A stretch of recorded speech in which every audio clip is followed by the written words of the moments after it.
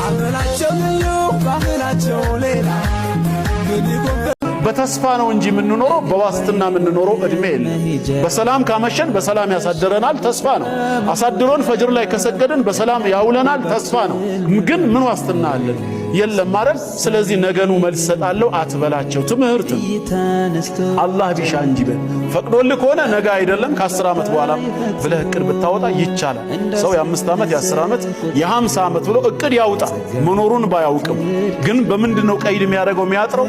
አላህ ከፈቀደ ኢንሻአላህ። ለዚህ ነው ቀጠሮ እኮ ስንጠራራ ነገ ምሳ ነው ቤት ነው ስትባል ኢንሻአላህ ስትለው ለምንድን ነው?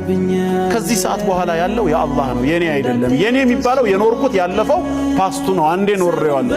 ግን አላህ ከዚህ በኋላ በህይወት መቆየትን አልፈልግም ብሎ ሩህን ቢወስደውስ በዛው ደቂቃ ውስጥ ታዲያ ነገ ምሳ ቀጠሮ አፍርሰሃል ልትባል ያንተ አይደለም ማለት ነው። ለዚህ ነው ይሄ